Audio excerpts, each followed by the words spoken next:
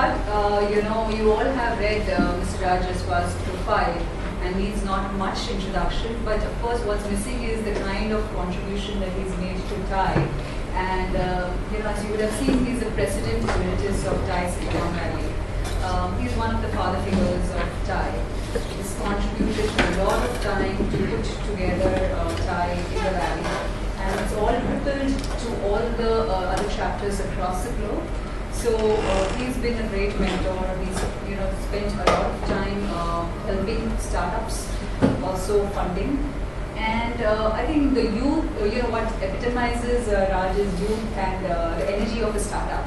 So even today when you speak to him, and I think we had an informal get-together here just before we started with the exchange of ideas. So there's so much of energy that Raj comes with, which is very contagious. So why I request Raj to start with his presentation and take us through his journey of all these years as a serial entrepreneur. We are all waiting to hear from you, learnings that we can take home and apply to our own startups. Thank you for the introduction. All I can say is that it's great working with entrepreneurs, and I think especially as I was saying earlier on, the environment in which entrepreneurship is happening in India, you've got the most fertile environment of anywhere in the world. Because everywhere else, you could look for customers, but you could look for needs to solve. If you go to Silicon Valley and US and so on, they're looking for, okay, what need can I solve? But I look at what's going on in India. I've been here for 30 days right now in India, traveling around very well. And there's needs everywhere. There's need for everything. It's like a huge pent-up need is there for everything, for food, for services, for housing, for clothing, for and because of the fact that it's a global economy and India has got pretty much free access to information, to products. You've got the biggest gap that there exists anywhere in the world, right? From the poorest to the richest. And the richest have no trouble getting anything, right? But so everybody can see, what is possible to get to, right? In terms of enjoying consumer goods. For example, like my neighbor, I brought a 3D camcorder, and then they loved it so much. They already had a 3D TV, which they'd never seen 3D on, so we hooked it up, and they loved it so much that immediately they said, okay, I want to get this, and they took the model number and they made some phone calls, and they said, let's get it from Hong Kong or let's get it from wherever. But they have the ability to acquire, the latest and greatest gadget or whatever. From anywhere in the world. So in India, everybody gets exposed. Whether you have it or not is one thing, but the point is that you're exposed to the full range of global experiences, and which means that the aspirations of everybody is to get it, right? And as a consequence, I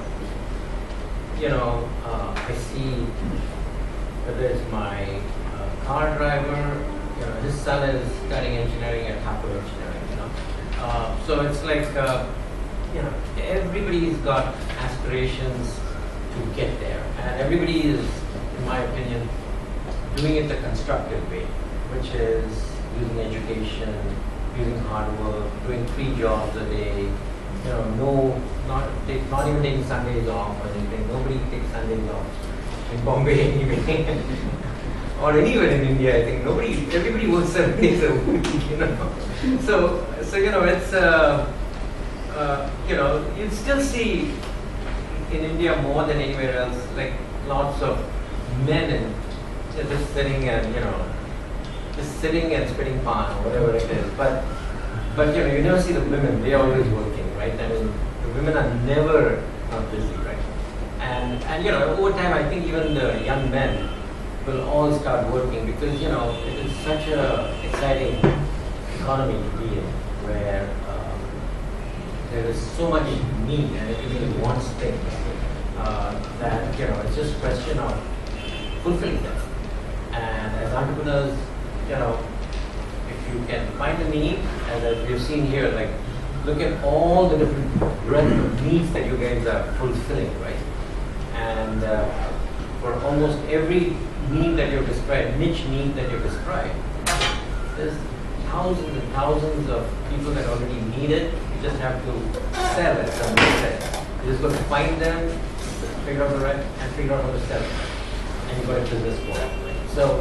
So it's firstly, I think entrepreneurship in India is real fantastic way of getting started. I think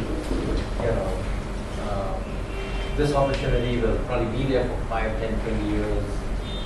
And I think there'll be opportunities to build many big companies that don't even exist today in the next 10 years. So I personally think entrepreneurship is a wonderful, wonderful thing to get started on.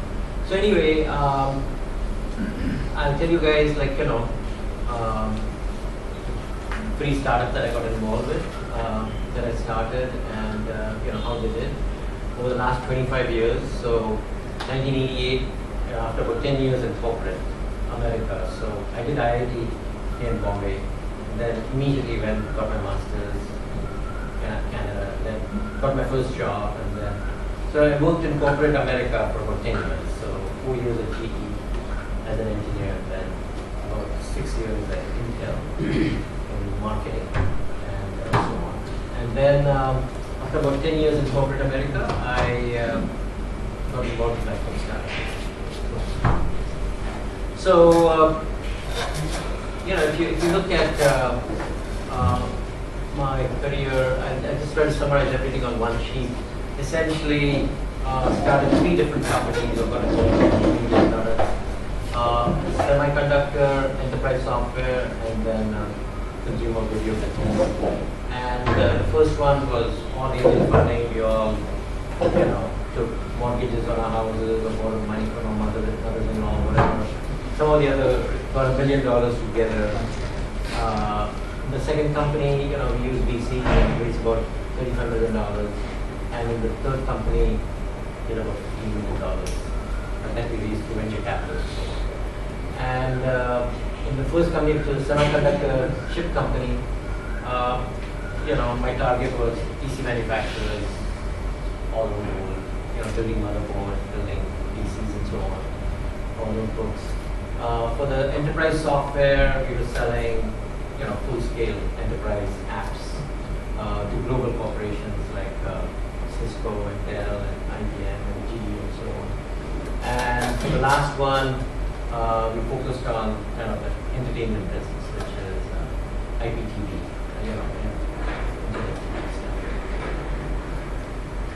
the products also, first case was just selling individual chips all over the world. Second case was going and selling to CIOs, chief information officers, and general managers and business unit managers, an enterprise application, which range from $100,000 to $10 million. So the enterprise license could be as little as $100,000 to as much as $10 million. So big range of that enterprise software license fee plus services, and then video distribution. In the first case, we had about probably had to speak about 250 engineers or 250 employees across the world, out of which 80% were Chinese, because my 3 partners who were engineers were from Taiwan, and I was the marketing sales guy, and then I became the president for and kind of public-facing guy. So 80% Chinese, and we had a operation in Taiwan and so on. For my second company, my co-founder was PhD from IIT also, and he was a researcher, and the 2 of us started this enterprise software company, and half my company was in India, Pune and Chennai. There were 450 people here, and there were 450 people in US. And then the last one, essentially, I had an office in Pune. from a business model standpoint, for the first company, Opti, we never lost money. We were, profitable from day one because when it's your own money, you never lose any money. There's not much to lose, and you cannot afford to lose money if you're financed it yourself. So we never lost money. Very, very profitable from day one. And with Selectica, we had lots and lots of money because that was the dot-com boom. And we see we're growing money, and we just wanted you to grow. We never made money. In 10 years, we never made a single penny profit. We got a lot of business, the revenues grew, but the net profit was never there. It was never a profitable company. In 10, 12 years, never made money in a single quarter. With Dino, which was the last company, and we shut it down in December. So after about 5 years, VCs gave up on the company and shut it down. But there, our goal was to do a recurring revenue business. Every month you get from each consumer, about $10, $20 a month to watch TV channels on their different devices, 8 or 10 different devices. So unfortunately, the business model is a little bit tough model when you go on recurring revenue, and it really requires deep pockets to build a business. And so we built all the technology, we got all our initial customers and everything, but then the VCs and the investors looked at it and said, oh, it's going to take another 3-4 years to get to profitability. And they said, look, we don't have appetite to spend that time. So they shut it down. For the first company, we, as I said, very profitable, and we took it public.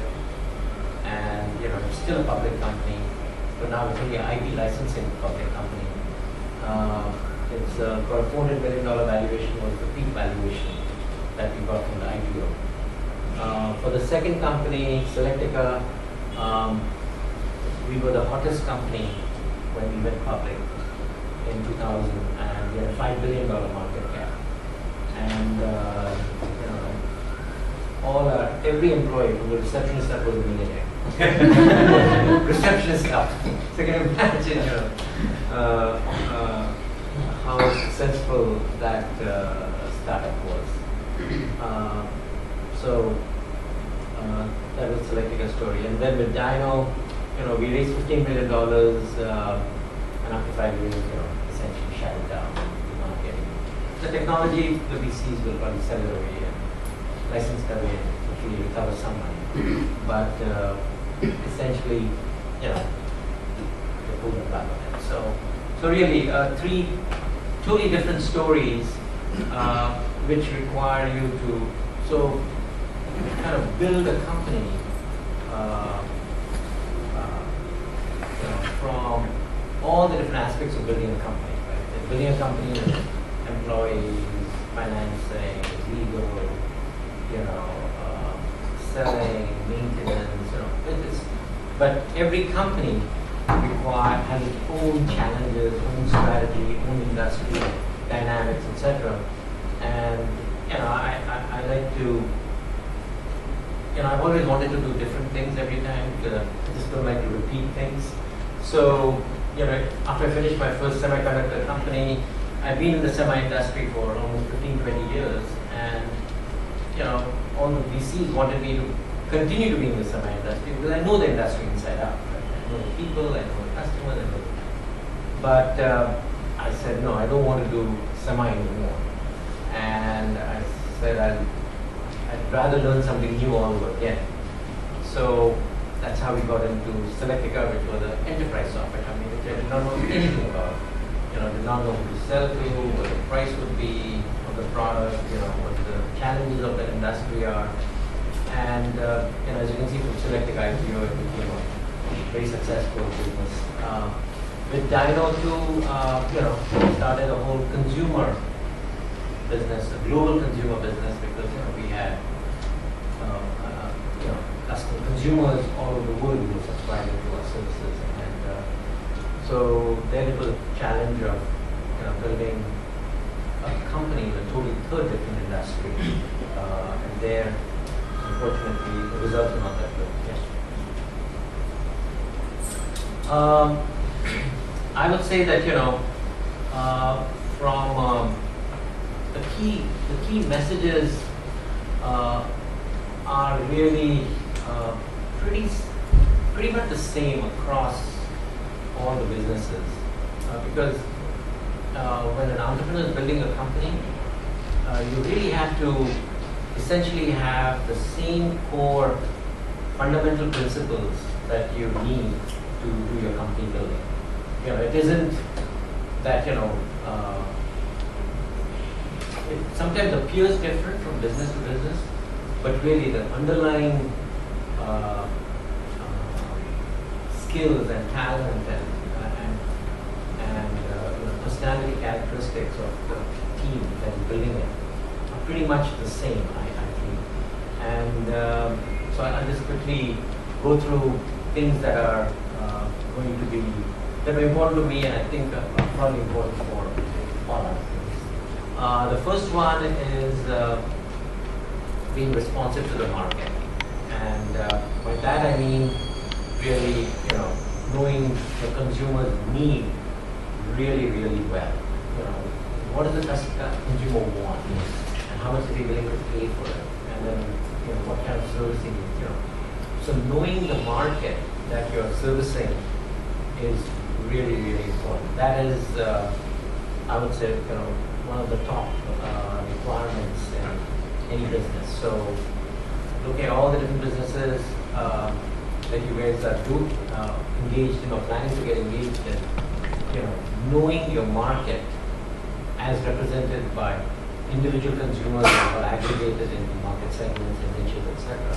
So knowing that, and that is also a continuously evolving thing, right? The need continuously changes.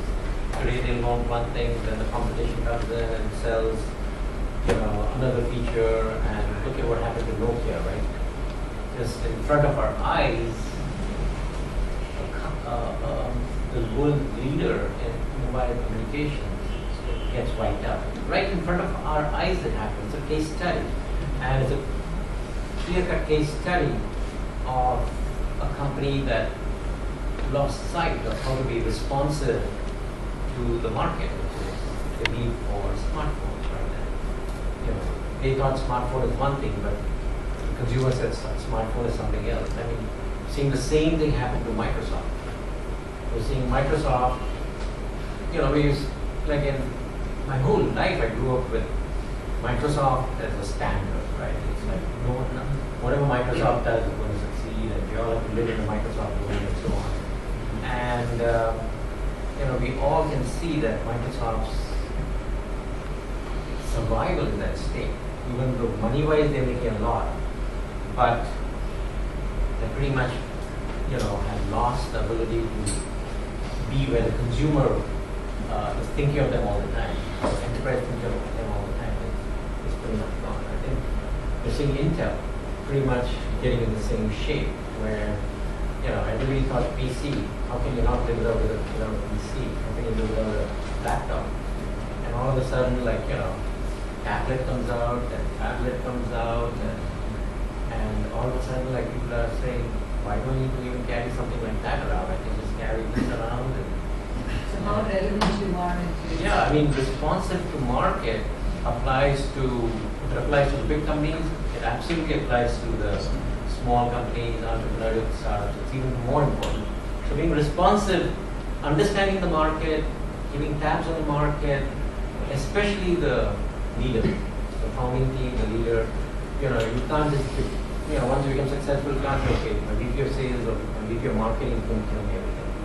Essentially, as the leader, because you control the decision and direction of where the company is going, the leader has to be in front of the consumer. The leader has to be himself, touch the product, touch the customer, touch everything, right? So I think the responsiveness to market is very important. Second one is, this day and age, it's all about being first to market. Worst case, second to market. You don't want to be third, fourth, fifth to market. And so fast product development is, I think, absolutely important. I'm sure you all know that. The third one that has always been important for me in all the startups is teamwork and trust and delegating to everybody. Because ultimately, you'll grow only if your team is contributing when you're sleeping, right? They should be working and thinking of how to make your company successful while, you're sleeping. Otherwise, it'll just be your own effort. Your own effort cannot take you that far. Only if you have each person in your company essentially delivering and then working hard, so you don't even have to watch them, you don't have to worry about ethical stuff, you don't have to worry about all that stuff. So teamwork is very important. So whether they are in Pune or whether they are in Taiwan or whether the salesperson is in Europe or whatever, he is really focused on the company rather than his own thing. Next one is it's a competitive world out there. You have to compete. And you have to be the fiercest competitor in the market, right? So there's a very small book, which I'm sure some of you have seen, but if you've not seen, it's just about 30 or 40 pages. But each chapter is only one page. But that one page is just a jewel because it teaches you how to compete. And this whole book was written about 2,000 years ago by this general in China. Because in China, there were a lot of chota rajas everywhere, right? And they're all fighting with each other all the time. So essentially their skills as a competitor were really sharpened. They become very good when you're fighting all the time. And if you fight only once in your lifetime, then you can't be a good competitor. But if you're fighting all the time, day in, day out. That's why I tell everybody that in Bombay, like everybody is actually fighting. Is actually fighting for survival. Fighting for survival, fighting for everything. To get home. Huh? Biggest fight is to get home. Back. Get back home, get to work on time, etc. Excuse me, what is the name of that book? Art of War. By Sun Tzu. I think you'll see lots of it. It's very now. So basically, like when I was doing marketing, before I started my first company, my VP of marketing, told me to get this book, and he said I want every product manager to read this book. And so I was on a vacation to India, and then I bought the book, and for about 1 month, I just read, one chapter, one page. Each chapter was just one page, and went ahead and thought about all the lessons. And the thing is, you can't start building up skills when you're in the middle of the battle. You can't say, okay, chalo, we will learn how to fight while we are fighting already. That's too late. You should equip yourself. You should build up your skills, and nobody teaches you how to compete or anything. And even I don't think there's a course on competition in MBA. Why not? Think about it. Isn't it the most important skill that you're going to face day in, day out? About how to compete. Because if you can't compete, how are you going to succeed in business?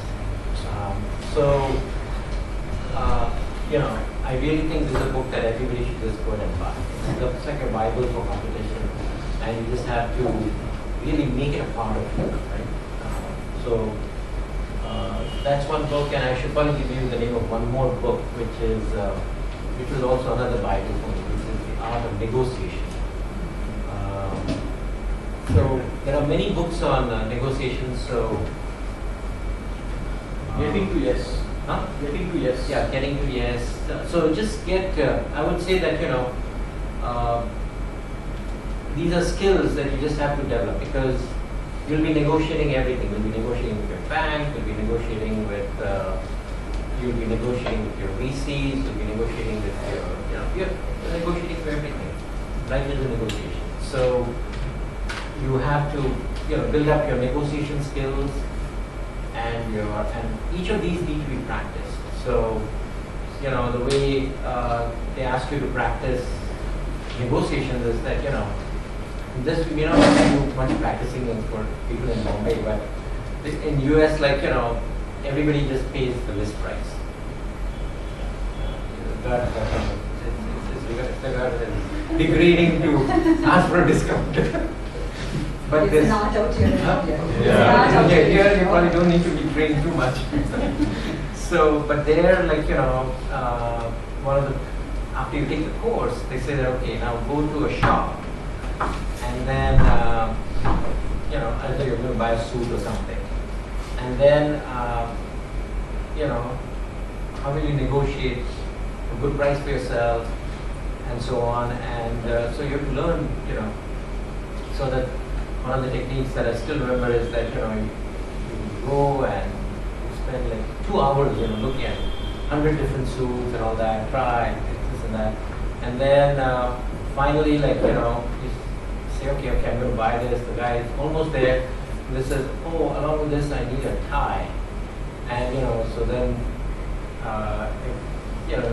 almost, so the salesman is so committed to the sale, and now he doesn't want to let the sale go because of the tie. So he said, I'll give it to you for free. And then he says, oh, it better be with that 90%. Then you get the belt also. Then you get socks also. So basically, How much are you using? How many? So the whole idea of this negotiating course is to know how to get the Best deal. customers so committed and vested in the transaction that he is unwilling to let the sale go. So example, and you can imagine how once you learn the fundamental principle behind this negotiating tactic, which is to get somebody vested in a particular transaction. That's why everybody says that put some deposit. Right. Even 1,000 rupee deposit on a 1 lakh flat, whatever. You've got to vest it. Otherwise, say, what is 1,000 rupees? Just, you walk away. But imagine for 1,000 rupees, once you get it, he's committed, right? The transaction is not going to fail unless something really good, some real problems are found or whatever. So, but these are all, there are about 100 different things about negotiation. Each of these is a full-fledged skill, and that has to become a part of you. And the same thing actually, while we're on lesson, is that depending on kind of the sale that you're making, and the market segment, selling to consumers, you've got to know how to sell to consumers. You're selling to enterprises, you've got to know how to sell to an enterprise. Each of them, sales is a process also, and selling is such a fundamental skill that every entrepreneur needs to have. That you just have to go and find, just go to any of these bookstores, find the best book. It doesn't have to be the fattest book, but check all the references and just figure out which one is appropriate for you, and then just study it, because all of these skills you're going to study before, because when it comes to applying them, there's no time to study. At that time, you just have to apply whatever your technique you've learned. Right? Anyway, so fierce competitor we talked about. Next one is what I call lose the battle but not the war, and that means that whenever you are in a situation, it's okay to say, okay, I've lost this, but I've lost the sale to this competitor. But that doesn't mean that you get out of business, right? Basically, look at that loss, improve yourself, and go to the next battle, right? It's when you give up a whole market segment and say, okay, I can never fight this particular competitor in this market segment, then you've lost the war, right? So, as an example, when I was Selectica doing enterprise selling, we went against a very established competitor who had been in the market, 7-8 years for a business at John and Son. And, we were the start. They were established. But we had a better technology, more latest stuff, etc.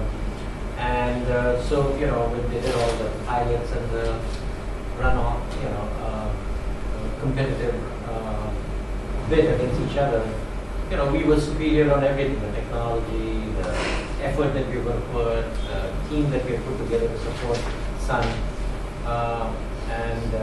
Price also, we went in with fairly aggressive price. In fact, a competitor went in with 5x the price of us, right? And finally, when it came to the deal, we thought that we should have won. Because, we knew that our price was lower, the engineers loved our product, everything, we'd done right. But we lost the sale, right? So,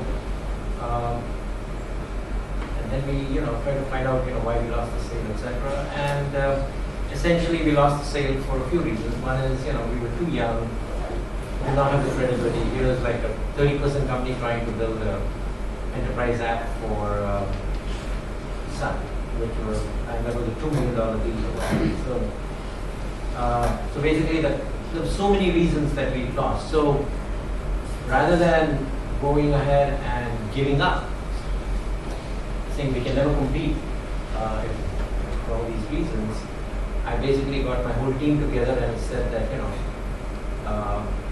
we lost this deal, and you guys did a good job here, but you do a post-mortem and say, okay, these are the reasons that we lost. So you educate the whole team as to why we lost.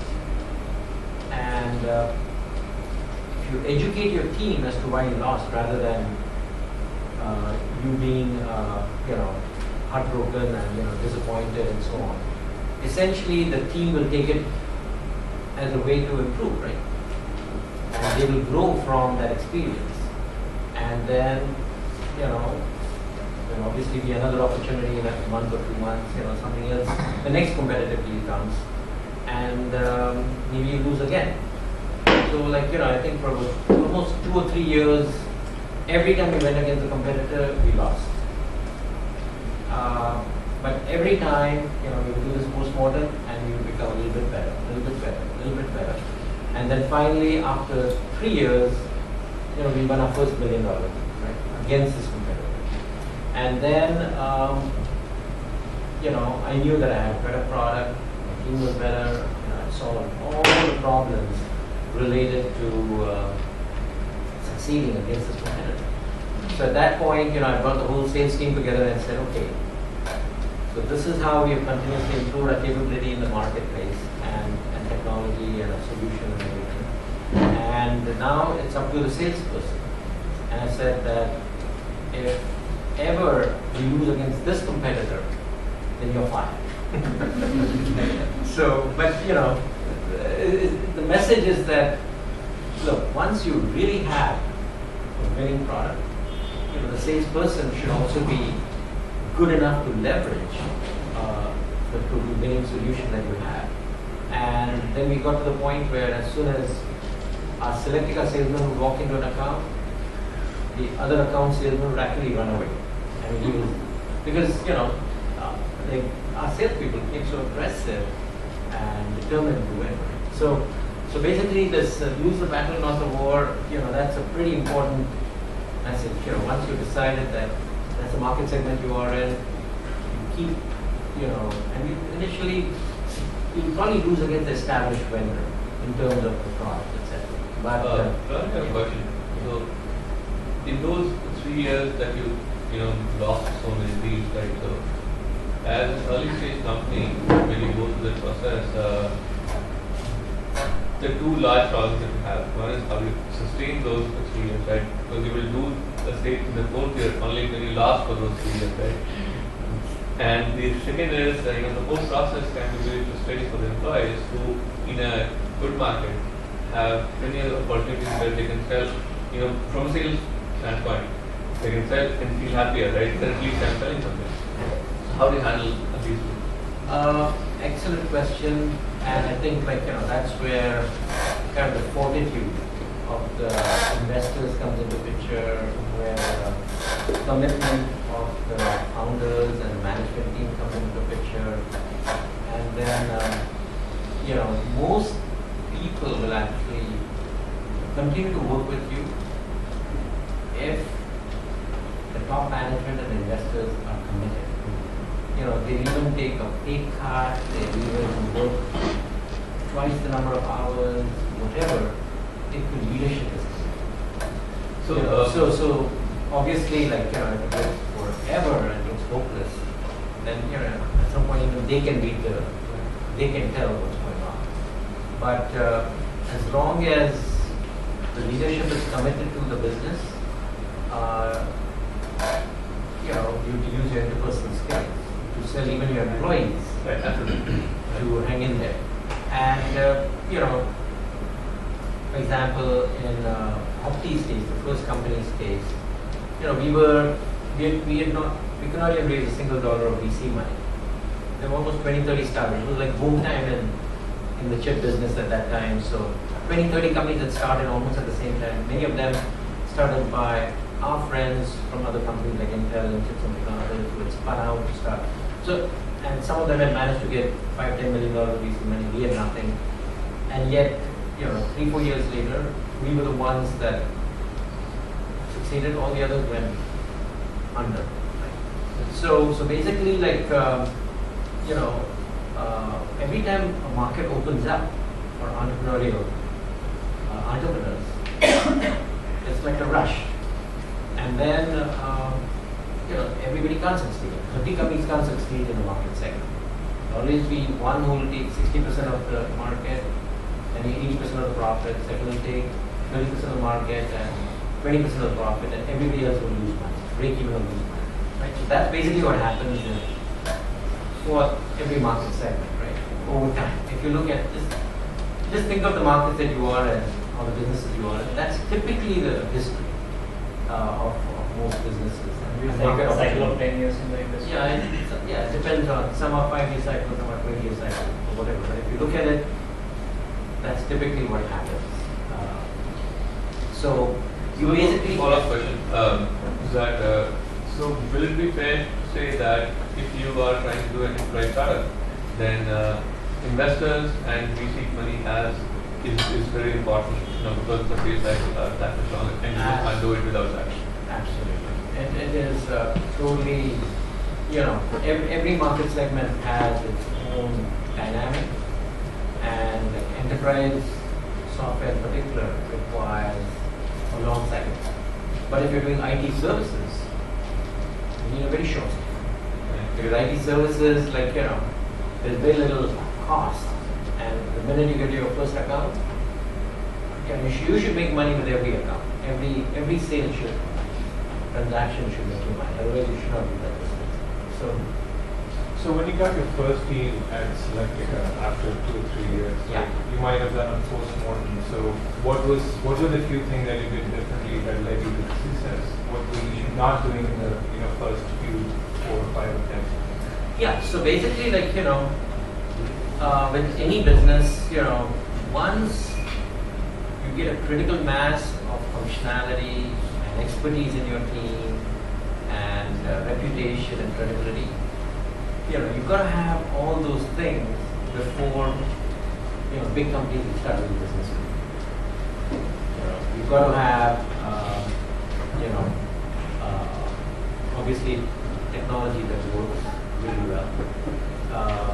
You've got to have collateral of the same quality, world-class quality, at least better than your competitor or equally competitor. Then you've got to have apps engineers and other engineers that can understand the customer's business that you're selling enterprise software into. So, there's a whole critical mass of capability that a company has got to have before, people will do business with. And initially, you have your raw enthusiasm, you've got that little technology that is better than the competition, but that will not sell your product. Big companies will not buy, as Sun did not buy from us the first time. For example, like, we tried to sell to Cisco, and our competition was already in there. And we kept telling Cisco that, for your product and your complexity of the product, you need to have, our technology, because, our technology is really designed for the high-end complexity that comes equipment and routers and switches that you sell. And, so we went in there, and then essentially they checked out what we were doing and said, no, we're not interested. But we kept the connection going because we knew that someday they'll run into problems with our competitors' technology. So 6 months later, they called us in again and we were a little bit better. 1 year later, every 6 months they would bring us in. And then finally, they gave us a pilot to do, and we did really well. And then, so 2 years later, it took 2 years, sales cycle was 2 years, where, the technology had grown, suddenly we had reference customers, we had, a press credibility, our collateral was better, we had project managers, we had, IT apps engineers, because I'd set up an office in Pune and Chennai, so I had the ability to support a giant like Cisco. Everybody wants to get a giant like Cisco, standardized on. So if you were to look back, and let's say if you wanted to improve on that, would you want to start small first and then in the big pictures? Is that how you would have done? Very good question, and two answers. One is that if you can find a big company because of any reason, because we used to work there, or your co-founders were working there, and so on. If you can find a big company to actually sponsor you in a sense, and give you an opportunity to develop your technology under their wing, but they get a better price, and product is customized to their environment initially, and so on, before you take off, and it's really standard product for everybody else. So if you can get a sponsoring corporate giant, that's the best thing to do, because that way, you basically have somebody who will take care of a lot of requirements while you're building. But the big risk is you might just become their IT shop. You might just become somebody that works only for them, and they just treat you as just a body shop or a sweatshop, right? You make some money, but you cannot build an entrepreneurial company with its own product and brand, and something that is IPOable, publicly owned, and so on. That's on. So that's one approach. The other approach is to find medium-sized, smaller companies, but don't lose your sight as to where you want to get to, which is bigger companies, because ultimately the bigger companies have got more money to spend and bigger problems to solve and so on. So if you're in that kind of business, enterprise software business, that is the right model. So you've got both models. Obviously, it depends on what you're. But you both have their risks, as you can see. Everything. There's no. In this business, there's always a downside to whatever you do. So you have to be aware of the downside, and you're continuously, buffering up or strengthening your downside while you're working on the upside. So it's like there's no such thing as, okay, now it's all set. It's just when you think everything is set, some competitor comes in, or some problems start, the technology changes, or the customer needs change. So it's like, you have to keep your eye while you're doing business. So let's lose the battle, not the war.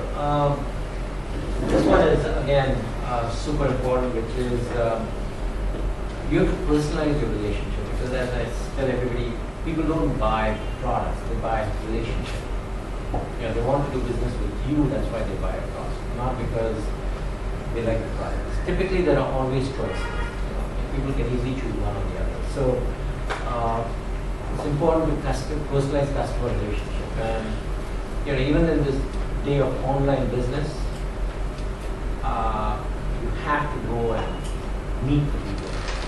You have to go out and shake their hand. You've got to go out and build your relationship with the person rather than with the company alone. So it's personalizing your customer relationship, and it's really important because you work with a lot of people in the organization. The top, everybody just wants to be the top level person, but you've got to know the whole infrastructure supporting the top level person's decision making. You know, he's making a decision because he believes in this. Like, you know, I did business with Reliance, Infocom, Mukesh Ambani was my name.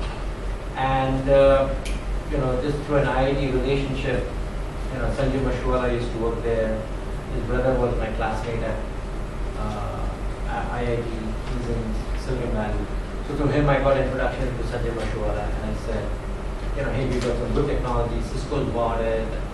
All these people have bought it. You know, Reliance, Infocom is getting into it. So you know, Sanjay Mashwala, you know, with one phone call, you know, he got us in there.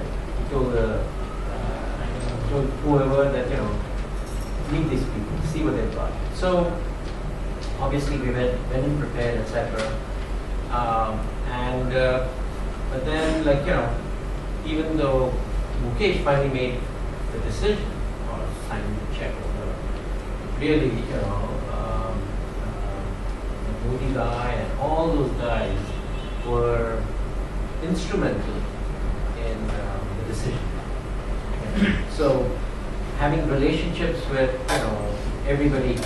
So even though with Sanjay we had a personal relationship, the VP of the engineering manager, the purchasing guy, and then all the other people that Mukesh listens to, even though like they were no title, Mukesh listens to them more than anybody else, right? So it happens in any business, whether I'm just giving an Indian example because of the Indian context, but even whether I'm doing business in Italy or Germany, they all have their cultural personalities, and then they've got their personal personality.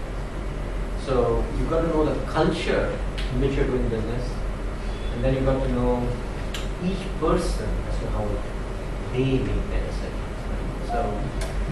So is this some sort of like situational selling, like, you know, if you know, let's say you're selling enterprise software, that's been pretty nice lesson that we're learning here. But you like go to an enterprise software, or let's say you go to a giant, let's say you go to a bank, and you want to try to sell them some sort of a hardware. How would you try to find out the culture of the company? Would you try to find out the culture of the IT department or the purchase department, or how would well, you? I think if you sell anything, you've got to know how the customer operates, right? I mean, for example, like, you know, we were, again, Reliance story, but, you know, we were pretty naive. I'd never done enterprise sales in India, and Reliance has its own culture, as you all know, right? The way they do business. So that's the story, but, you know, after it became apparent to Reliance that they wanted to get our product, you know, this movie guy, he took me to a small room. He said, okay, come, you know, he says, okay, we are missing your product. So what's the price? So I said, you know, Cisco just licensed it for $10 million. So yeah, we know to charge only $10 million. So he said, you know, in the same seat that you're sitting, I had Cisco sitting here, and instead of charging me $100 million for their routers and switches, they charge me $10 million. So what's your price? so you know, 1/10 is what he's willing to pay. And so instead of 10 million, like, you know, he was willing to pay $500,000. And I said, okay, it's a break in the Indian industry, and I said, we'll take $500,000. So we agreed to the $500,000 right there, shook hands, etc. And then it turned out that he was going to pay $500,000 over 5 years. So it's Typical of that. Yes. and then we found out that, you know, even the money doesn't come when you send them the bill. No money comes when you send them the Do you bill. want to do business with these guys, or just drop it and move on? I mean, what do you think? No, you have to do business because, you know, how can you let your competitor get into that? Look at the credibility the competitor will get. You can use that as a base to attack you somewhere else. You know, get a reputation, because Reliance will give you a lot of benefits. You know, you can put them on your website as a reference. They'll give you codes, they'll give you everything, but they won't give you the money. So the point is that, you know, with Reliance, when they want the product to work and they always want new features, and they say, okay, if you pay the 100,000 annual fee that you're supposed to, then I'll send engineers to make this additional feature for you work. You know. So basically, like, you know, that we collected the entire money over 5 years. But, you know, you have to, as a culture that you're working in, you know, you can't take them to court. You can't send your guys to collect the money.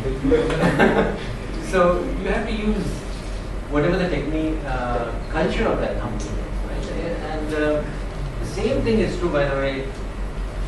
In Taiwan, it will be a different culture. When you work for Korea, it's a totally.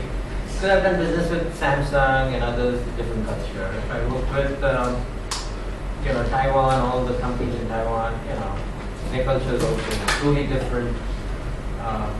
Every country and every company has its own culture. There are like broad principles as to what the culture is.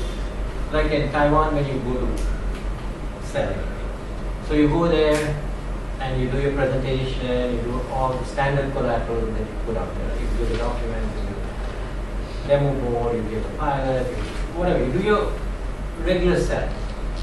But then, you know, selling is not just putting all this stuff in front of you. Selling is, you know, getting the budget and even more important, getting the money. So that is selling. Selling is not complete till you got the money. So with Taiwan, apparently, after you finish everything, and you think you're giving them the best price, right, and so on, and you say, okay, you know, with the best price, the best product, the best delivery, best everything. So, you know, would you like to, and you know, just don't get an answer, and then they start talking in Chinese to the sales guy who's also from Taiwan, right? So they talk, and then if it's been a positive meeting, then they've invited you for dinner. Okay. So you go to dinner, right? And which is an interminable dinner. And luckily I'm a vegetarian, because all my other VP sales and all over American, they get 10 servings of different things, like, you know, the most horrible. Don't even want to know what they're feeding you. But I say I'm vegetarian, and I just want you know, the chop suey boiled, the rice with soy sauce. That's all I eat, you know. And so, because after one day, my VP of sales is sick, because, you know, and he can't attend any of the meetings for the next 7 days. That's a strategy. That's a strategy.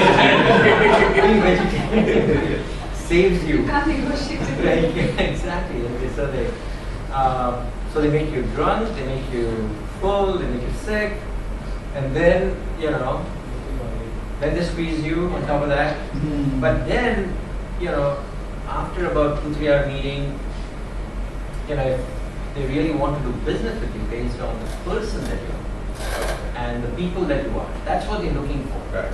Because ultimately in business, the question is, will the vendor support you? Not during good times, but when there's a product shortage. Because, you know, in every business there's product shortages and so on. So will the vendor support you when there's a product shortage? Will he send the chipsets to this motherboard manufacturer or this motherboard? So that will determine whether he will be in business the next year or not. So he's also got a reason why because he's also trying to check who he's doing business with. It's the right thing. You know, there's absolutely nothing wrong with it. But, you know, you say, why do I have to go through the suffering of, you know, 3 more hours, you know, I'll give another 5% discount, but do it now. But, you know, he put you through the 3-hour grind of that dinner before he gives you business. So yeah, and you know, so you've got to see, that's what knowing your customer is all about, knowing about how to do business with in a different country or different people or different company.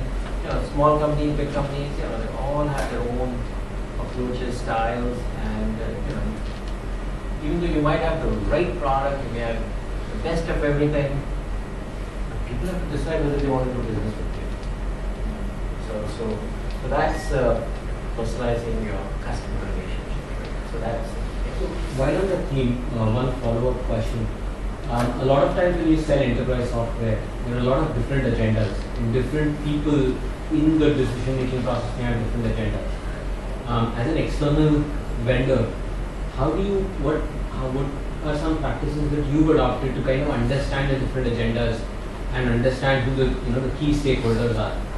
Yeah, so there is a really good I know a lot of people in India want to get into enterprise software, so it's a very good question. So basically, for enterprise sales, it's the longest sales cycle, it's a full-fledged sales cycle, right? So there's very little impulse buying.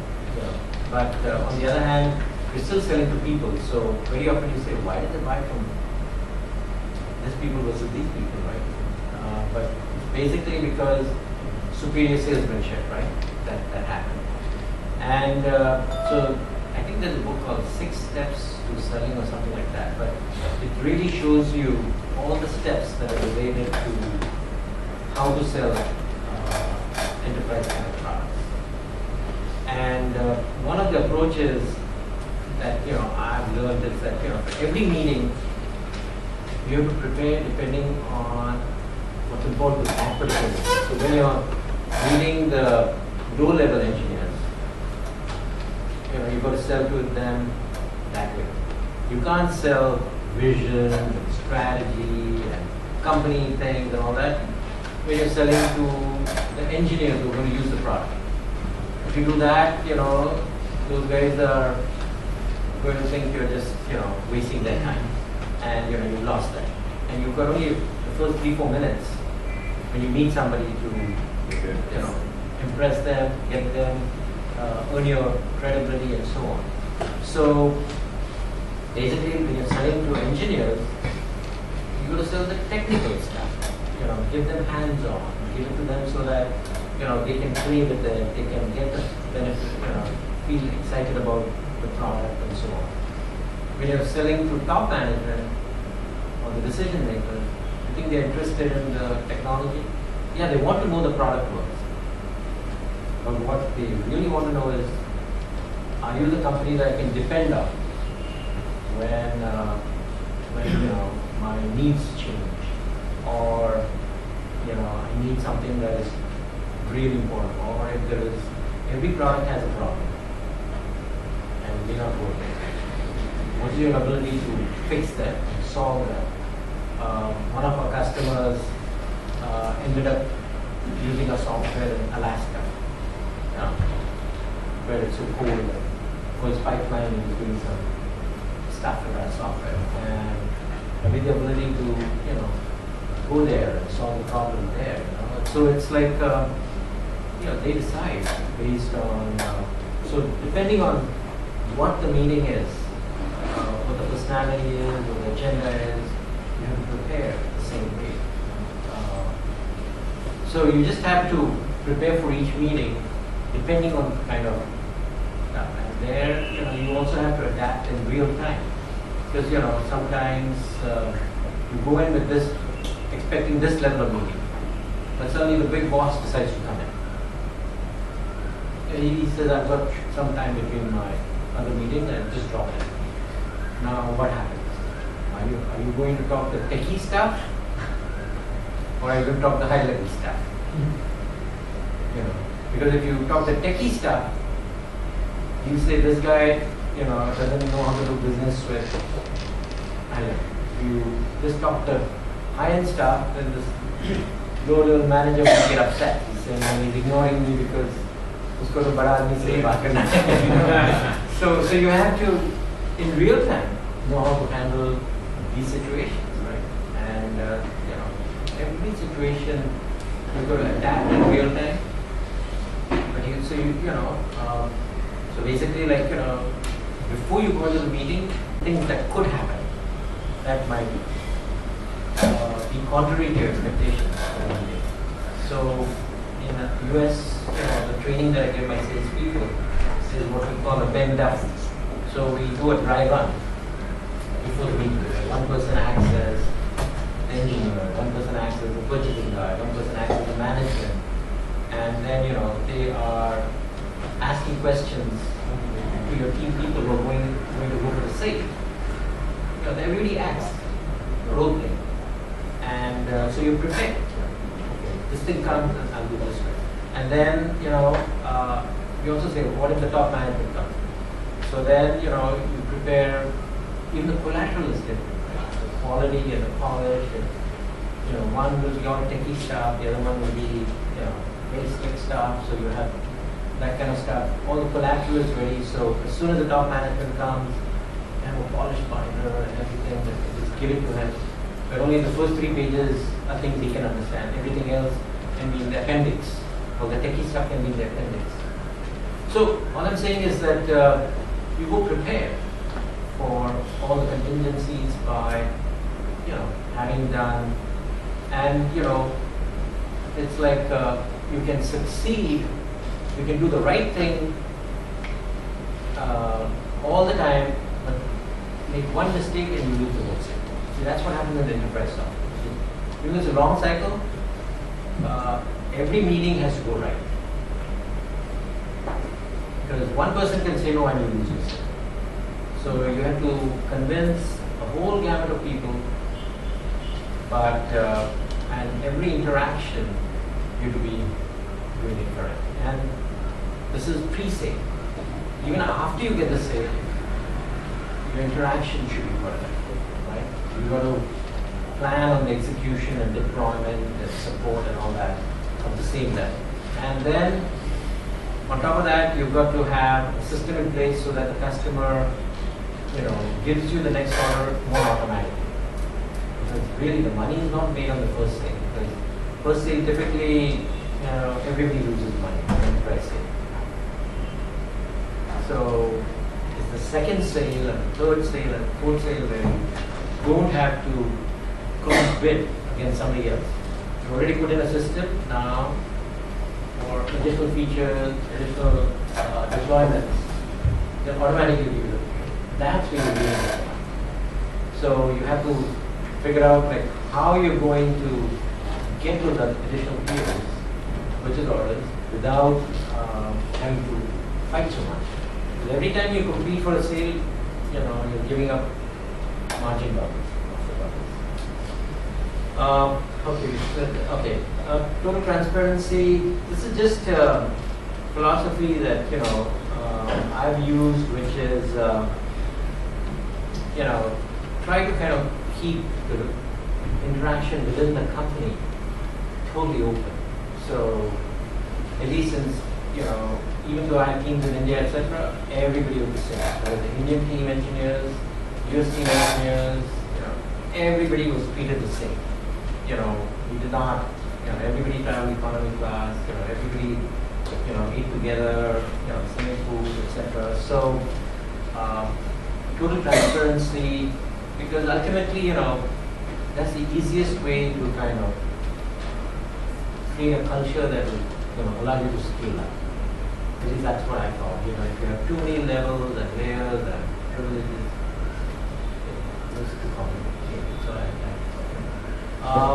last one is pretty important, which is, it's not just you who are learning, but you should create a team that is dynamic, that is also good at learning on the job and learning anything about everything about everything, right? That's my attitude, which is you got to learn everything about your competition, your product, your market, and let everybody learn. Because ultimately, the learning that they put to work is for your company.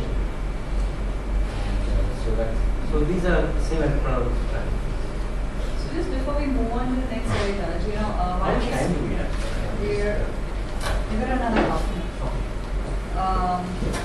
While we spoke about the entrepreneurial strategies, we also spoke about work-life balance. You also spoke about in India we barely take weekends or Sundays off. But Raj, you travel a lot. You've taken sabbaticals, and at this point, I'd like to ask you, how important are sabbaticals, and how does it help you to kind of de-stress and move on from one enterprise to another as a serial entrepreneur, or also while you're in the same business? How does it help you? Well, Or are there any other ways that you de-stress as well? well, I honestly think that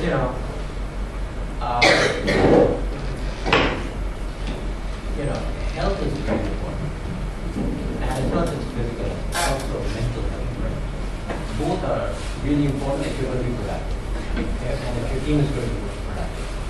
So, as the entrepreneur who's the leader of a company, really you have a lot of ability to set the culture in your company. You're not as an employee of a big company like Tata or whatever, the structure already set. As an entrepreneur, believe it or not, you can set your own rules. There's no labor union who set the rules. There is no history that has set the rules.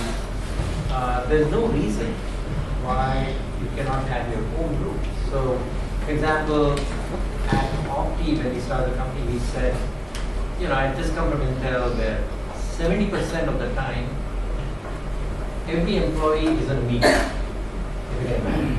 Every employee is in a meeting. A meeting to figure out what to do in the next week. I mean, it really has gone so bad at Intel where the top level management is 100% of the time in meetings. There's no time for anything. So, as a competitor in the semiconductor industry, my competitors were companies like Intel and others. I said, how do I beat them? I said, no meetings in my company. In Opti, we had 0 meetings. So we automatically saved, each employee saved, 20, 30 hours out of a 40-hour week. He saved 50% of his time to work. Because he said there are no meetings in this company. And obviously you need a meeting to make decisions, etc. So basically, the heads of each of the groups, we said, okay, we meet on Saturdays. Which is a holiday. On Saturday, we had a meeting starting at 10 o'clock. We said no end time. So only, people obviously want to go home, spend with their families. So, everything goes pretty efficiently. So we said no end time, every issue we discuss as much as necessary. And we just had a Saturday meeting, and managers would all come in, have a discussion, and then straight away go into execution mode. Monday onwards, and no meeting. So you can imagine, but see, if you bring that into a place like Intel or Tata or wherever, you can't do such a thing. You've got to have your Monday morning meeting, you've got to have your whatever meeting. So, as an entrepreneur, really, the biggest strength you have is the flexibility to set your own rules about how you want to run your company, and what is the culture you want to create in your company, and what is important in your company. So, the important thing is to wipe away all the constraints that you think you picked up just because you worked for 20 years, this is how it used to be done. So, those constraints are gone, and you decide, rounds up, what the rules are. So, so I would say that health is, mental and physical health is really important for the success. And at Opti, for example, I had when we went into a new office, I created one space which was our recreation and yoga room, and yoga teachers coming and everything, and it's up to people if they want to take advantage of it or not. But now if you go to Google, they provide even more facilities. My son, older son is a VP at Dropbox, and Dropbox culture and space is so unique that I feel like a dinosaur there.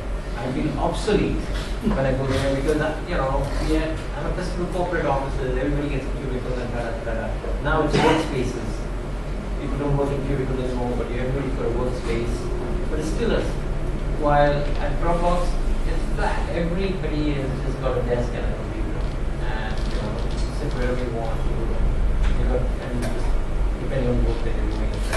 And they've even got closed tents everywhere scattered in the building because if you're tired and you want to take a nap, you go in, go to the tent, you can bed with a clean sheet made up, you go to sleep, shut the door, come back, and then they've got a full-fledged 5-star kitchen with cook, Nepali cook who makes whatever you want, Italian cook who makes pizza, Then they've got 1/3 of the space is just sofas and recliners and swings and all kinds of stuff so that people can just relax. But people work there 18 to 20 hours a day, 7 days a week, and it's like better than a home away from home because you've got your toys, you've got a music room where you can play music and just relax your brain. Then they've got a room where then instead of walking, they've got all kinds of rollerblades everywhere. So just hang around and just get on the rollerblade and rollerblade to your next meeting. So I'm just trying to give you an environment that has been custom made or adapted to the current environment. So anybody who goes and starts working there never wants to quit. How are they going to get these kind of any other companies going to give it? So basically, like these guys are sucking the best talent out of Google, Facebook, LinkedIn, they just Twitter, even those really hot companies are losing employees to talk. Because these guys are just they've taken taken the work environment and taken it to another level. It's a completely different level that they've taken it to. And now their competitors have to compete with them at that level if they're going to succeed. Because ultimately it's talent, right? That who's got the right talent to keep a competitive technology. So basically, all I'm saying is that good question, but as an entrepreneur, there are no rules. But you still have to create an environment with rules. What if somebody just comes and keeps eating the pizza and all that and then just goes home and so no productive. So obviously there are rules. Whether we like it or not, output is important. Productivity is important. But as the leadership, entrepreneur is a leader. He's creating the underlying rules that will extract the maximum productivity from his people in terms of quality of work they do, the commitment to everything.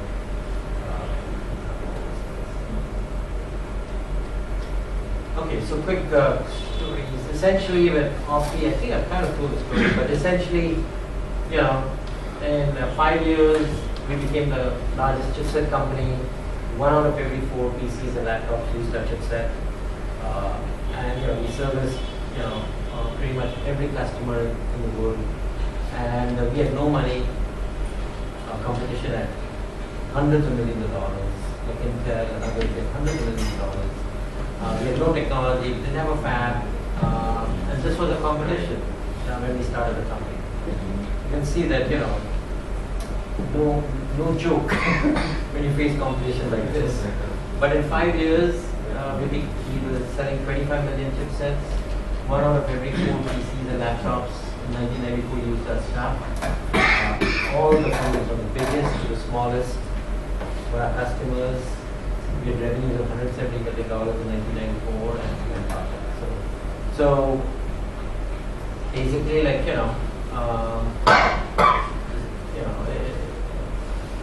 it's fully doable. But then, one of the things that we competed with, we set our own rules. So it means that we did not go ahead and have meetings. So everybody is productive.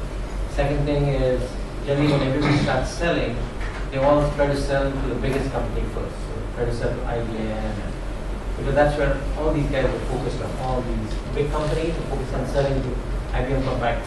So I told my salespeople, I don't even want you to visit these customers. I don't even want you to visit these companies.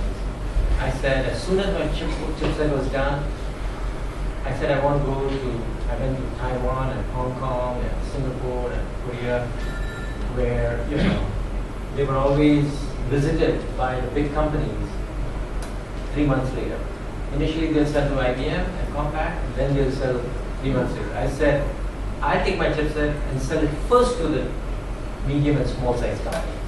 And the message I gave the medium and small size Taiwanese guys is, look, all my competition, TI and all these guys, Intel and all these guys, there's that technology, are going to give you, stale stuff, 6 months old stuff. I'm selling you stuff before I sell it to these big guys. And so that was my story. And that's how I swept the market, because I was 6 months ahead of all these guys when they went to Taiwan. I was already there.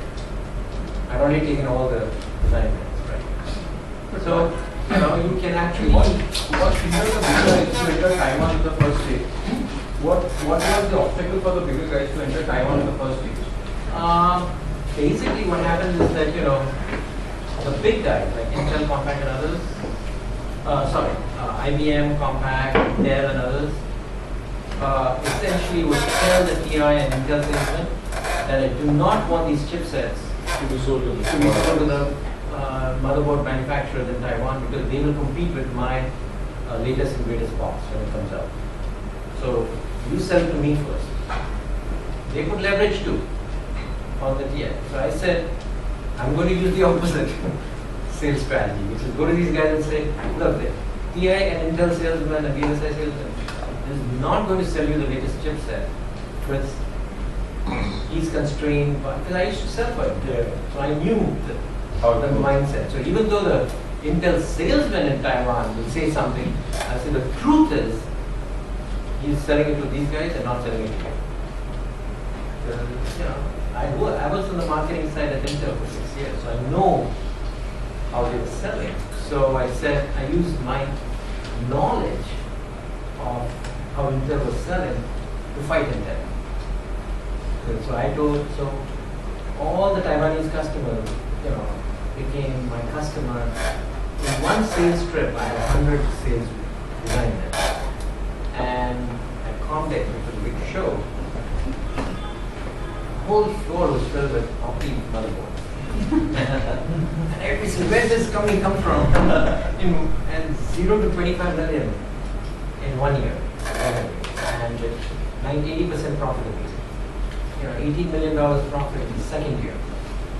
And then, 65 million in sales with 35 million in profitability. So just by fighting all the big companies with a sales strategy which was not particularly apparent to everybody. Develop the concept. No one else thought about it. Nobody else thought about it. And, essentially, wipe them all out. And kill chips and technology in the process. Raj, Yeah. just one question. Yeah. When you are looking at SMEs vis-a-vis your larger competitors looking at larger companies as targets, I mean, essentially, are you hedging in a way that when you can die waiting for the larger companies for the sale to happen, while if you are going for SME clients, the sale can also happen at the same time you being more in control of the product, and worst case you can build a business which at the end of the day, I mean as a smart entrepreneur, even if you're seeing that the going is tough, you can actually sell it to the larger guy, because now you've got a baked business where you've got loads of SME clients. Is that? So that's exactly our strategy. Then what's the risk then? What is the risk of selling to SMEs? Probably you get within that, you get constrained within that circle. You are not able to break. What is the number? Price points. They don't exactly. They don't pay. They don't have the money. If they don't pay, you get off. They take all your shipment, but you don't get paid. The biggest problem with selling to SMEs. The biggest advantage of selling to big companies, then you'll get paid. You can even take the, Except Reliance. you can even Except there you can leverage them because they need if they need your functionality, you know, you can tell the purchasing guy knows. The purchasing guy hears from the big boss, pay this bill, because otherwise, you know, I cannot get this feature out. So you have to play this stupid game.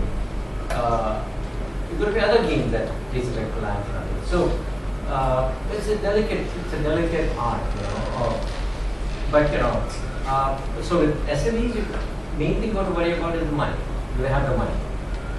You know, and so they don't have a record, they don't have so on. So you have to be pretty tough on collections. So, you know, our collections person was this Chinese lady, and every day she just went after them, and essentially the person who calls gets paid.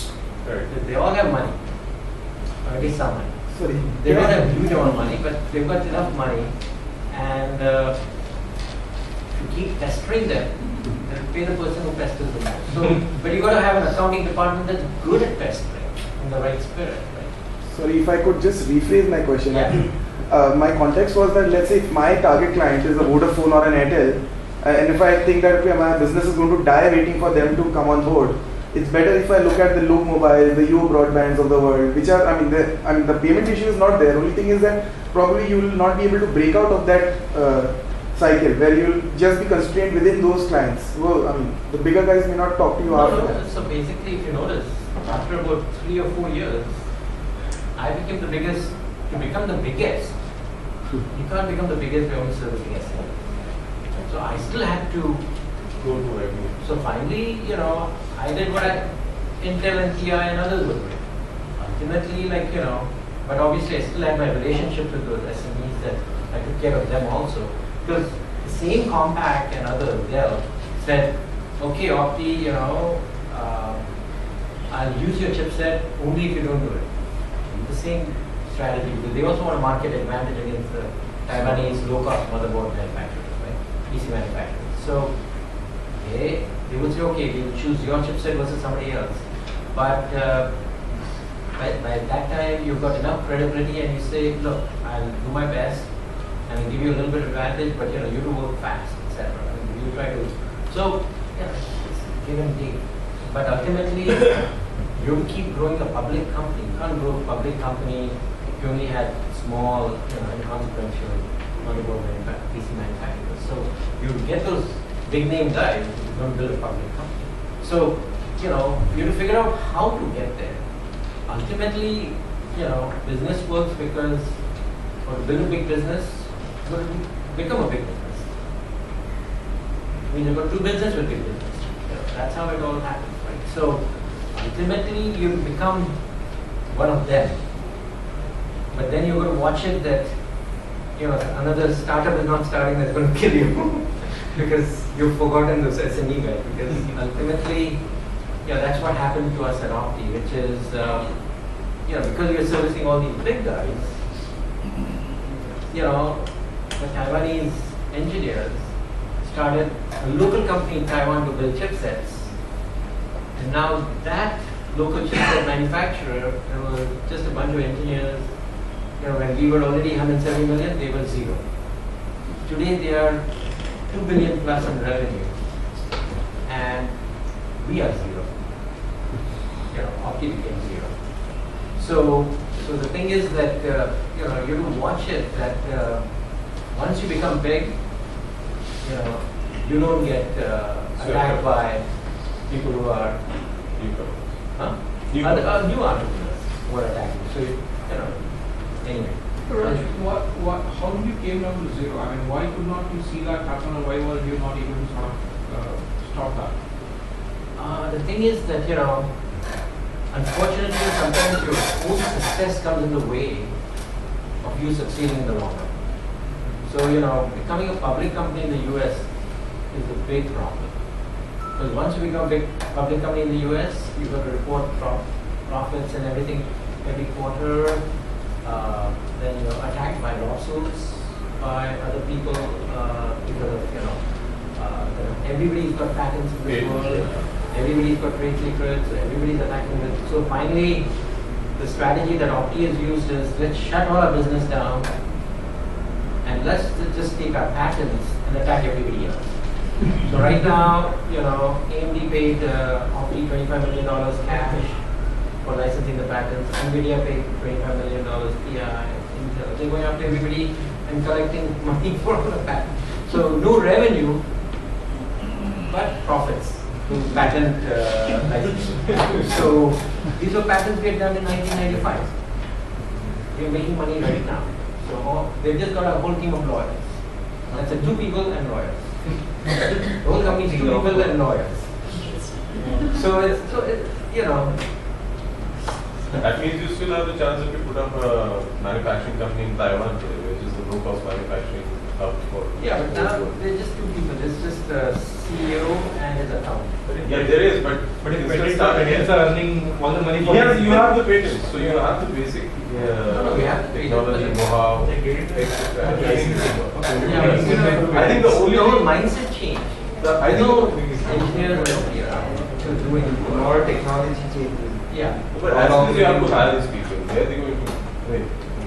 You have your patents in place. You know the market. You know that There's the nobody left. It's just a shell. The company is just a shell now. There's no people left. Patents are the companies. getting the money. It's an IT licensing company. So I'm just saying that companies evolve in many different ways and they make money in any different way. And but anyway, that's the story. That's just I think we're going to run. Anyway, Selectica, we became the world leader in IT software, but we were 5 years late. At least I did, and my partner was just a PhD. We had no experience in the enterprise software space. We did not even know what CRS stood for when we started the company. But in 5 years, we replaced all our competition. We signed $10 million license deals everywhere. We had 800 employees worldwide, and we had this. Raised $230 million in our IPO. So it's possible to build successful companies many different ways. You just have to keep trying. And the big advantage we had here actually was India, because none of our competitors had access to a whole bunch of IT engineers. We had developers in the US, but no IT application engineers. And basically, to do enterprise software, you've got to know not only your own software, but you've got to know the customer's environment. Like, for enterprise software can go into, we had insurance companies as our customers, like Aetna, we had medical equipment like G Medical and others, we had computer companies like IBM, we had networking companies. So you have to have knowledge of the customer's environment. And the best place to do that is India, because there are so many IT engineers who work all over the world in all kinds of different industries. So you want somebody who's got networking. You can find people who work at Cisco or others on outsourced basis, right? So because we had an operation in India, we could hire all these capabilities, teach them our own software, and then offer them to companies worldwide. So, you have to use whatever competitive advantage will give you an edge against Next one. So this one, I think essentially the odds were, that video is free. Right now YouTube is free. YouTube is probably the biggest problem. But then Justin TV, Ustream, they're all free, right? So a business where the underlying infrastructure, everything is free, is quite tough to create a business in. And then the TV movie business is also a mature industry. So for example, Dish and others now have launched OTT, over the top. Yeah, they've launched it in India also. And we were kind of 5 years late. So here also the odds were significantly against us. But in 5 years, we kind of overcame pretty much most of the issues related to technology, related to getting a foothold in the marketplace, getting the big customers, and so on. However, like one of the big companies, Dish, went head-to-head against us. So what they did was they went ahead and attacked us from many different directions. So they went to Roku and sent an exclusive deal. So all my customers were kicked off Roku. And that seems very monopolistic, but anyway, they got away with it. Then they went and gave the manager running the business $100 million and said, go and sign up all the TV channels. The guy came to India and signed up NDTV and all the top channels of ZTV and all that stuff, Star and all that, he signed up and made it exclusive for himself. Then he went to all the key countries in the world and signed up exclusive deals. So all of a sudden, all the stuff that people watch, we got all the junk religious channels and advertising channels, and news channels, but we could not get any of the soap opera channels and all the popular channels. We could not get. So, and it's interesting that one of my board members was very close friends with the top manager at Dish, and 1 year back, we said we've developed the whole platform and everything. Why don't we do a corporate deal with Dish? And so he set up a meeting for me with Dish management.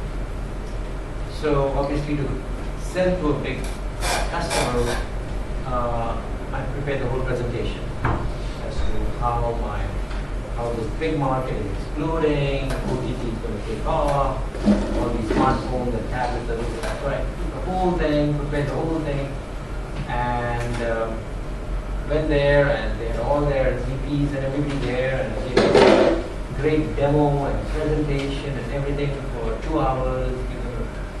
And then 1 year later, they executed all the strategies to kill it. And essentially, I, as a startup, to succeed, you sometimes have to do things that might kill you. And in general, like most big companies, when you have a revolutionary platform change from cable and satellite to internet TV, they make mistakes and they don't execute. And there's a lot of technology issues and subtle issues that engineers and management will make mistakes in. But here, Dish did not make mistakes. So in fact, they did things that we never thought they would do, which is sign exclusive deals and kick us off some of the platforms that we were on. Why don't you as a company do that? Was that the money that they had a lot of money to do the exclusive deals and you were not able to do it? Or? Yeah, basically it is having the ability to sign up the key anchor channels. See, everybody basically out of 500 Indian channels, 90% of the viewership is just about 8 or 10 channels. Right. And if you can make an exclusive with those 8 or 10 channels, by giving them a bit, like I also called up, Z and others, but they said $1 million a year from day one. You will put it up front. And obviously, I did not have the $1 million to give to Z because I was giving other people too, right? So I'll make a commitment. I did not have but Dish already had, their cable customers watching the Z. They had their satellite customers watching the Z, etc. So they already had 10, 20 million customers. So they're already paying $1 million. So for them to say that, okay, give me the rights to OTT also, it's not a big deal. But for me, it was impossible. So I could not get the anchor channel. I would have got it over time. But ultimately, Z and Star and NDTV also want to be on OTT. But the thing is that if Dish walks in and says that, I'll give you OTT and give you this commitment to $1 million, Makes it. then they get it. And they even got exclusive. So Sometimes they got exclusive also. So basically, like, in order to succeed and to beat my other entrepreneurial competitors like you and I said, and my board said, let's go to the lines again, which is Dish. We knew they were going. Comcast, Dish, they all have to get into this OTT business. So let's educate them. And we educated a couple of them. We educated Comcast, we educated Dish. But 2 years later, Comcast is still not executing their OTT strategy. While Dish executed their OTT strategy. And all of a sudden, like, as a startup, you created your biggest enemy. And if we had had another 2-3 years to go, I think I could have still, like, I beat the big companies, even with Opti and Selectica. I did beat the big companies. And I could have beaten them by using entrepreneurial strategies and competition and so on. But essentially here the VCs did not have the stomach. They were only doing $15 million. They didn't want to put in another $5 million a year to what if you had it's their business to write down. What if you had offered your company for sale to Dish TV? Would it have been a better option? To Dish? To Dish OTT? No, we did. But, basically, like, their engineers had already decided that they were going down one path. So we offered it to Comcast and so on. So hopefully one of these days somebody will buy the technology and IP that we got. But now all the engineers are gone. Because, in less than 4 weeks, all the engineers had jobs. And typically for 2x the salary that we were paying. Because, they all had the latest experience and cutting edge stuff. It was a budding market, so And it's a booming market. This IPTV will be going on for the next 5 years. And get better and better. And I think it does not have a significant market share when compared to the dish TV, the satellite TV. Right, so the market is quite big. It's like a $500 billion market. Happening in the next few years. So, but anyway, as I said, it requires not only the top management commitment, but it needs investors' commitment also. If you're going to hang into every risk situation. Anyway, I think we covered a lot of ground, but building companies, process to be learned. These are all good skills: negotiating, selling, all of those skills, meaning these are all skills that can be developed. I was an engineer, hardcore engineer, but picked up. Basically, I gave up engineering, but 18 years. Had to basically do business. But these are all business skills that can be developed. The opportunities to add value are everywhere. You just have to have the vision. And clearly, a lot of you have already gotten onto your vision, and now you just have to keep developing strategies and functionalities and capabilities and support your vision, and then obviously convince people to support your vision, etc. And it's really all about individuals, like human success rates. I think if you read anything about evolution, it's all about animals that can adapt, animals that can build that specific, superior ability for every niche, right? That will succeed. And human beings have the animal with the ability to learn. And so we have to leverage this ability to learn that has made us the prime animal on the earth. We have to use it to fight other animals who are also learning, or not learning. Anyway, but all of these things, so to me, like, entrepreneurship is great because you really thrive as a human being. You feel that you have really achieved quite a bit in life. When you build a company from nothing, and suddenly you see your name in the newspaper every day because you're a public company. I mean, me, the greatest happiness was I was in Hong Kong. I open up, Wall Street Journal Asia edition, and I look at all the companies that are being traded, and I see Opti there. My company is there with its stock price. It's really there's no limits. That's the beauty of being an entrepreneur. You can pretty much. And if you look at India is full of these entrepreneurs who have now become household names, right? There's so many. I'm sure you see the stories that. Okay. Anything else? Raj, do you think being in the States helped you navigate this roller coaster far easier than you would have been able to manage in India? At least when I was growing up, because I could not even get my job at L&T infrastructure. So at that time, jobs were very difficult for engineers. You can imagine IIT engineer not being able to get a job at L&T. Now they will throw money at you to hire. And I was pretty high up there. In my graduate class, but I could not get a job at L&T. So, this is 1975. So now think of how thriving this environment is. From consumption, just need for product, and it's a very different environment. So I personally think right now, India is a much superior environment for entrepreneurs than anywhere in the world right now. I really think it's entrepreneurship can succeed like nobody else.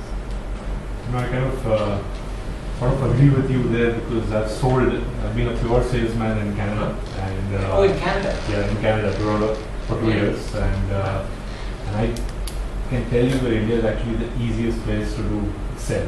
Basically, from my own experience. So just complimenting what you're saying. The most difficult place to recover, selling. You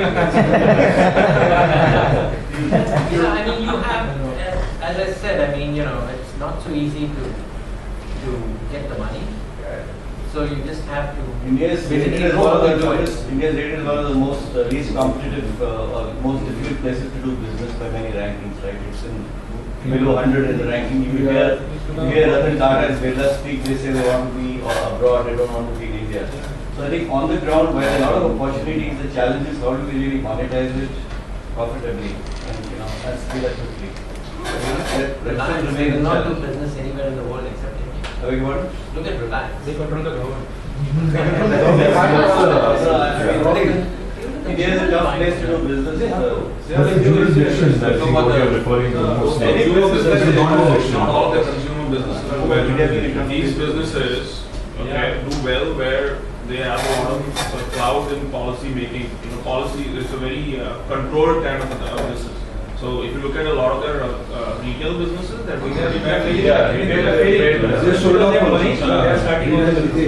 So they make money when they know they can pull the strings, full stop. See, I personally think as an entrepreneur, I think there is opportunity in that chaos, right? Yeah. Huge amount of opportunity in that chaos. I think we are very blessed to be in a country where nothing works. Very blessed. because the onus is on us to make it work. And sometimes all these things are also entry barriers, right? So the US guys, just don't want to get into this market because they don't understand. So how to convert that so-called liability into an asset, I think is our job. I don't think it's the government's job or the environment's job. There's nobody in the place. But in the Economic Times, I was just reading a few days ago, there's this page on entrepreneurship. And they interviewed quite a few people who said we are all relocating to Silicon Valley. We don't want to be in Gurgaon or Pune or Chennai. But this was the interview. This is what I read. For enterprise software. For enterprise software.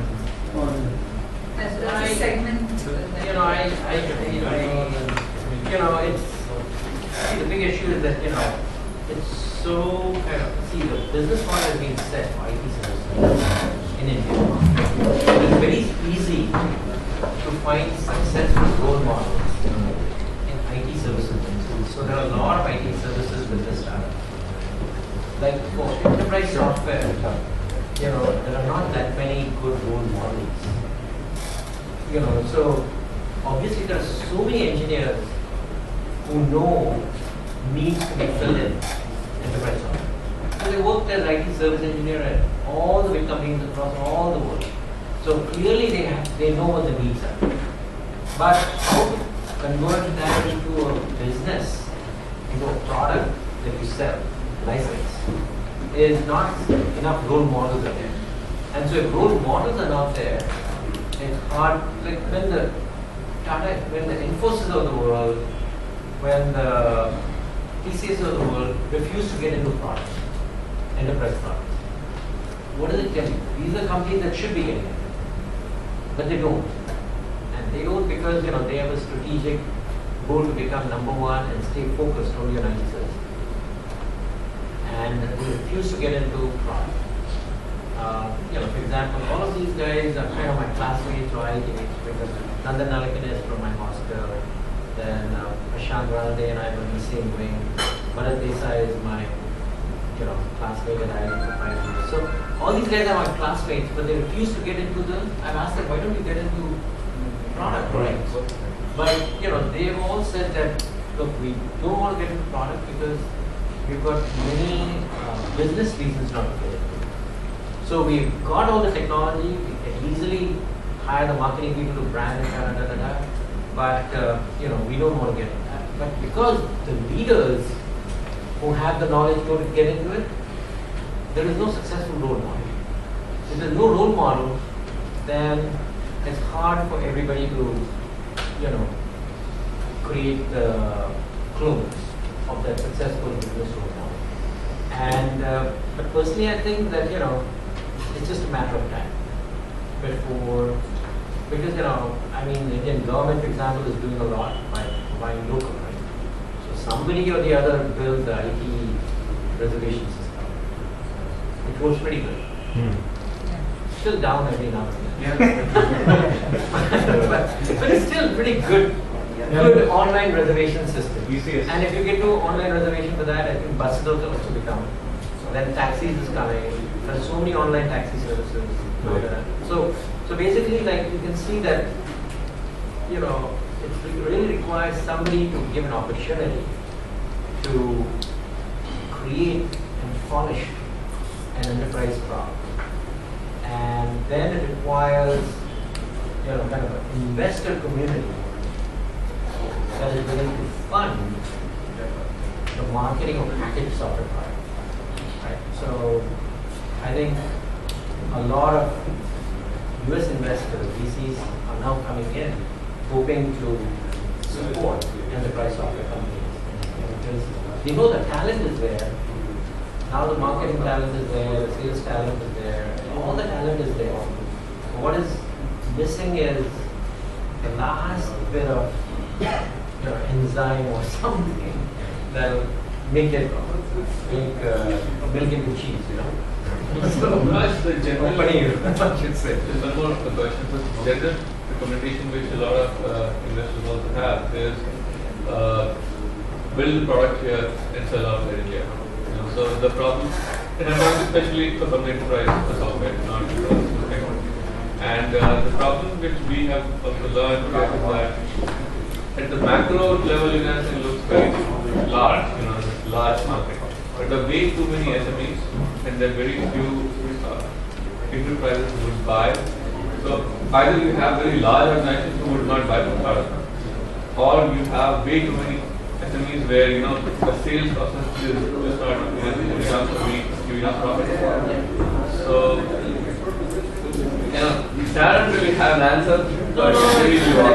For example, somebody was just saying that the cost of training these enterprise companies has come down dramatically, right? Because of cloud services and everything else. Right? So,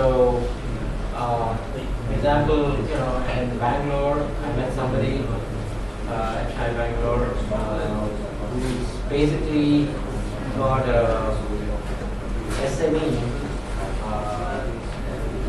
through SAP, but basically something to run SMEs.